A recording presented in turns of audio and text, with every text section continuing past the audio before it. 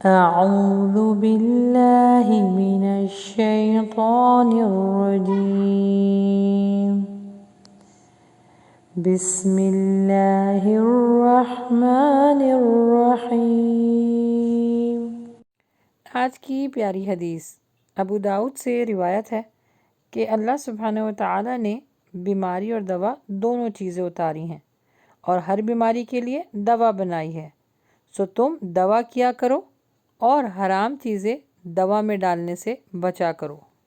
اللہ سبحانہ و تعالی ہم کو حرام عمل کرنے سے بچائے، آمین۔ السلام علیکم ورحمۃ اللہ وبرکاتہ۔ آج انشاءاللہ ہم سیکھیں گے لفظ جلالہ، یعنی اللہ سبحانہ و تعالی کے نام کو کس طرح پروناؤنس کیا جاتا ہے۔ اس میں ایک چھوٹا سا قاعدہ اور بہت آسان، لام، یعنی لام کو کب پر یعنی موٹا اور باریک کر کے ادا کرتے ہیں، کیونکہ عموماً کافی لوگ اللہ سبحانہ و تعالیٰ کے نام کو بولنے اور پڑھنے میں غلطی کرتے ہیں، تو آج انشاءاللہ ہم اللہ کے نام کو بولنا اور پڑھنا سب سیکھیں گے۔ تو آئیے شروع کرتے ہیں۔ قاعدہ نمبر 1، اگر لفظ اللہ کے نام سے پہلے زبر یا پیش آ جائے تو اللہ کے نام کو موٹا یعنی پر کر کے پڑھیں گے، جیسے اللہ، اللہ، ٹھیک ہے۔ قاعدہ نمبر 2، اگر اللہ کے نام سے پہلے کسرہ یعنی زیر آ جائے تو اللہ کے نام کو باریک پڑھا جائے گا۔ باقی اگر جتنے بھی لام ہیں اور جو مشدد ہے ان سب کے ساتھ لام کو باریک کر کے پڑھیں گے۔ تو آئیے اس کی تھوڑی سی مشق کر لیتے ہیں۔ لام کی مثالیں، زبر کے ساتھ موٹا یعنی پر کر کے پڑھنا۔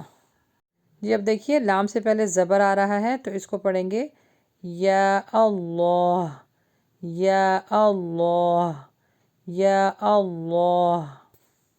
اس کو فلیٹ کر کے نہیں پڑھنا، جیسے یا اللہ، یا اللہ، نہیں، یا اللہ، یا اللہ، ٹھیک ہے۔ اب قرآن پاک کے کچھ ورڈس ہیں وہ دیکھ لیتے ہیں۔ بسم اللہ الرحمن الرحیم، اللہ،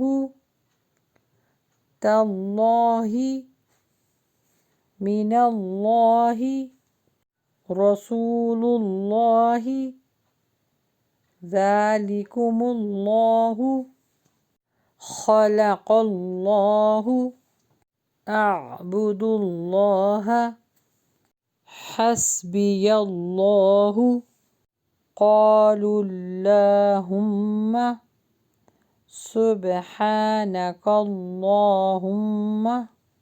جی یہ مثالیں تو تھیں زبر کے ساتھ، اب دیکھ لیتے ہیں زیر کے ساتھ یعنی کسرہ کے ساتھ۔ باللہ، اس کو باللہ نہیں پڑھیں گے، باللہ، اعوذ باللہ، بسم اللہ، سبیل اللہ، اس کو سبیل اللہ نہیں پڑھیں گے، ٹھیک ہے۔ نیکسٹ ہے قل اللہ، دون اللہ، امر اللہ، قل اللہم۔ اب دیکھ لیتے ہیں لام کی اپنی اصلی حالت کو ہم باریک کر کے ہی پڑھیں گے۔ یضل، حل، تجلی، تولی، دیکھیں سب باریک پڑھا جا رہا ہے۔ فصلی، صلو، یصلون، للمصلین۔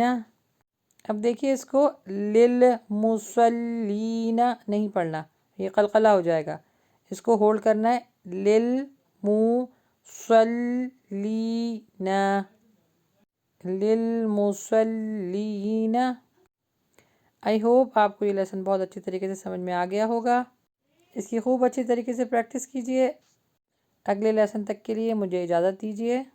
سبحانک اللہم وبحمدک، اشہد ان لا الہ الا انت، استغفرک واتوب الیک۔ السلام علیکم ورحمۃ اللہ وبرکاتہ۔